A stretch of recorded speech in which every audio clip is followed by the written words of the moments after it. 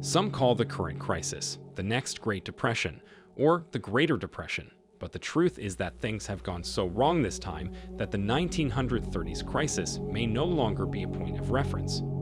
The circumstances were vastly different back then, and the proportions of the depression of the 21st century are so vast that it is likely to become a point of reference in and of itself, an event of such singular conditions that will be used as a comparison in future financial and economic meltdowns.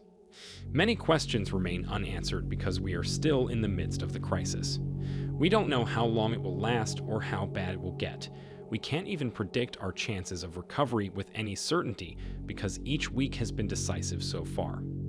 As a result, today we will examine how the current economic collapse differs from the Great Depression of the 1930s and in what ways they may have similar outcomes. We have grown accustomed to being cared for as a society, and this generation has little experience or memory of hardship.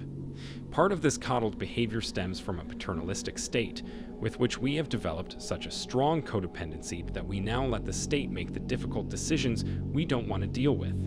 The state offers very appealing guarantees to investors and consumers, and they want to see proof of those guarantees, hoping it isn't just a hollow promise.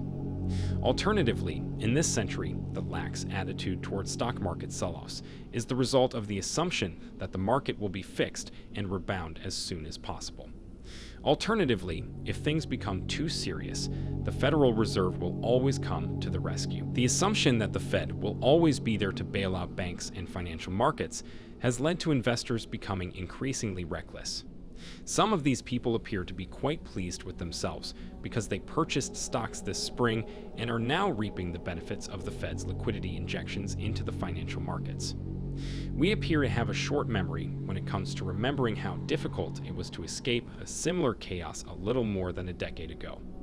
Although the financial markets appear to have recovered more quickly this time, the economic backdrop against which they are based is collapsing by the day. But don't think the Fed isn't aware that everything is about to collapse at any moment, because they are well aware of how dangerous the situation has become.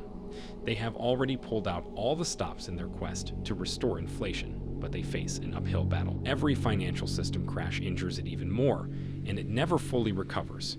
It is simply dragged along.